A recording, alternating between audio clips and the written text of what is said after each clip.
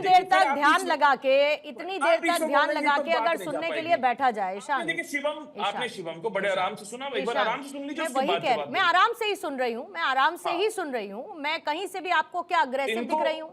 मैं दिख रही हूँ आपको आक्रामक दिख रही हूँ? बहुत आराम से बोलने से चीजें नहीं, मैं यही आपसे कह रही हूँ कि एक बहुत अच्छा मौका था, और ये सारे स्टूडेंट्स भी चाहते होंगे कि भाई आप लोग कह रहे थे हम तो छात्रों के साथ है, बहुत अच्छी बात है और होना भी चाहिए, आपको सरकार से सवाल भी पूछने चाहिए। लेकिन ये जितनी बातें अभी आप मुझे बता रहे हैं, ये सब संसद में क्यों नहीं सुनने को मिला? मेरा कहने का मतलब ये है, गृह मंत्री से चर्चा किस लिए होती है? क्यों नहीं आए? चर्चा किस लिए होती है?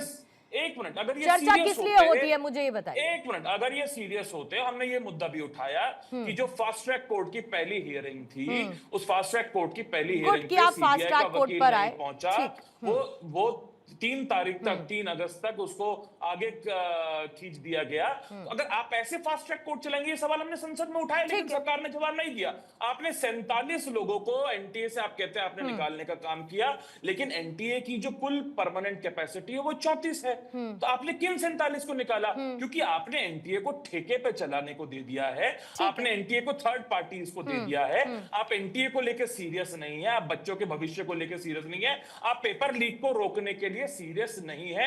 ये सब मुद्दे गौरव गोगोई जी ने भी उठाए, प्रियंका गांधी जी ने भी उठाए और राहुल गांधी जी ने भी उठाए कि कैसे लाठीचार्ज हुआ बच्चों पे, आंसू गैस छोड़ी गई और पैलेट गन्स चलाई गई, जिस पैलेट गन्स का इस्तेमाल नहीं होना चाहिए था बच्चों पे, राहुल गांधी जी ने बोला। लेकिन इन सब सवालों का जवाब सरकार ने नहीं दिया। ठीक है शिवम, जल्दी से जवाब देंगे कपिल जी, फिर उसके बाद फौरन आपके पास संजय जी आपके पास भी आती हूँ। और इनकी गंभीरता शिवम इसलिए दिखती है, देखिए आप गंभीर नहीं हैं और ये इसीलिए इतने गंभीर हैं क्योंकि जितने राज्यों में इनकी सरकारें हैं, आप देखिए फास्ट ट्रैक कोर्ट्स बन चुके हैं, आप देख रहे हैं फास्ट ट्रैक कोर्ट्स बन चुके हैं जहां पर इनकी सरकारें हैं। अब ये फैक्ट चेक आप कर लीजिएगा।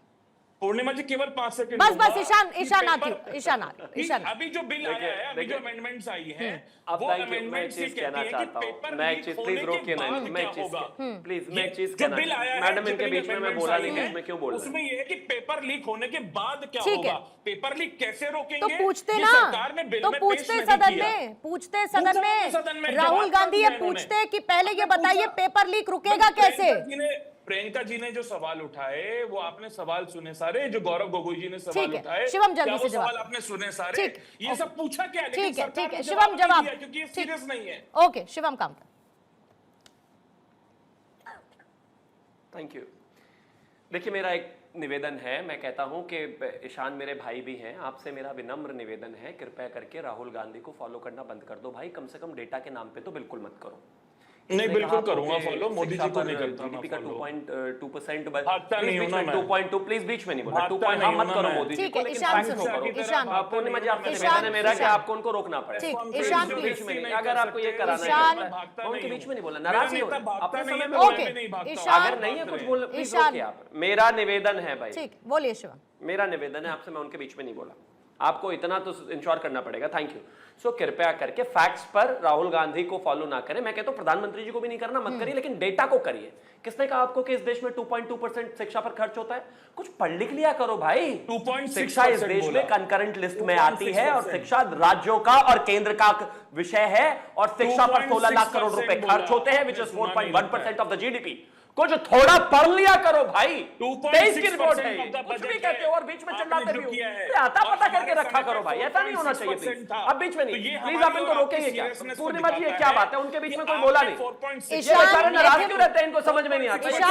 ईशान जवाब नहीं देता है, नहीं जवाब है, कोई बात यही अभी अच्छा अभी जो आप कर रहे हैं ना, यही जब दूसरा करता है ईशान, तो आप कहते हैं देखो राहुल गांधी को सदन में बोलने नहीं दी गया, टोका टोकी होती रही, 50 मिनट वो बोलते रहे पर फिर भी कुछ नहीं कह पाए। तो ऐसे मत करिए, सवाल उठाए हैं तो सुन लीजिए, कपिल जी भी इंतजार कर रहे हैं, संजय जी भी इंतजार कर रहे हैं, प्लीज बोलिएगा शिवम।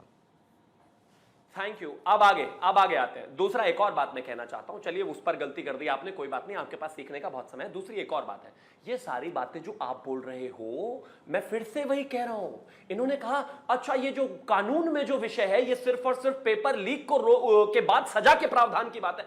अरे कम से कम चलो किसी को नहीं सुनते तो पार्लियामेंट तो देखा करो इस देश की। एक राष्ट्रीय पार्टी 135 साल पुरानी बूढ़ी पार्टी के प्रवक्ता हो आप, हाई पावर्ड कमेटी किस लिए बनी है? नंदन नीलेकणी जी के नेतृत्व में। वो इसलिए बनी है हाई कि ताकि पावर सारे कमेटी एग्जाम्स 2024 में बनी थी। हद तक डिजिटाइज किया हाई जाए, पावर सारी दिक्कतें कमेटी खत्म हो जाए। भाई पढ़ते क्यों नहीं हो, देख तो लिया करो कम से कम क्या हो रहा है, फिर बीच में चिल्लाना शुरू। अरे पूर्णिमा जी, ये क्या बात है, ये ऐसे बेचारे नहीं हो इच्छे पाएगा, हैं। प्लीज ये मत करिए ना, किस पर बैठे हुए हैं मुझे समझ में नहीं आ मत रहा। करिए ना, तो पहले सुन लीजिए ना, जस्ट क्या जॉट है इट डाउन ये? ना, मैं कह रही हूँ, फिर बाद इनके में बस बोल की अपने लीजिएगा। समय में बोलना नहीं, दूसरे के बीच में रोकना है, नहीं होना चाहिए।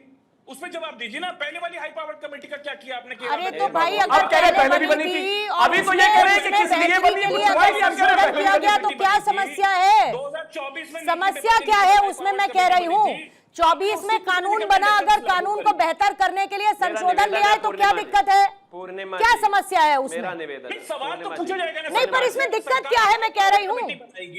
उस हाई पावर कमेटी की रिकमेंडेशंस को लागू नहीं करेगी तो हम सवाल ना पूछे तो क्या ठीक करें है, उस पे? Okay Ishaan please now hold for a while. ठीक है ईशान, अब आप प्लीज रुकेंगे, प्लीज अब आप रुकेंगे।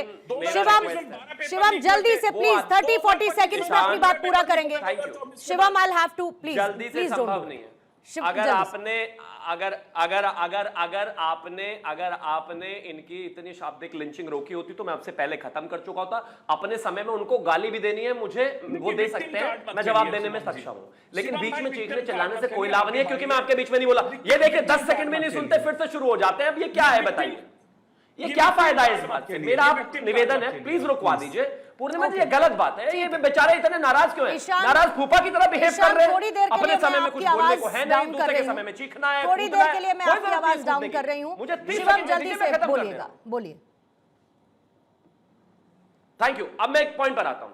इन्होंने कहा कि एग्जाम्स में जो है चीटिंग लीक रोकने के लिए क्या किया, हाई पावर्ड कमेटी बनी। इन्होंने बोला पहले भी तो बनी थी, इस देश में पहले भी शिक्षा होती रही है, पहले भी शिक्षा की एक पॉलिसी रही है, लेकिन उसको बेहतर करने के लिए न्यू एजुकेशन पॉलिसी लाए। बिल्कुल ठीक बात है, 2024 में हम एक कानून लेकर आए थे, बट हमें आज वो लगता है कि बिल्कुल नाकाफी है, उसको और बेहतर करने की जरूरत है। अगर हम बात करते हैं कि हाई पावर्ड कमेटी, जाहिर है और चीजों को डिजिटाइज करने की जरूरत है। एनटीए बनाया गया था सुप्रीम कोर्ट की गाइडलाइंस और तमाम चीजों को कहने के बाद। हर एक सीट पर 1 करोड़ रुपए का नुकसान कांग्रेस वालों को हो रहा है, इसलिए दर्द है क्या एनटीए से?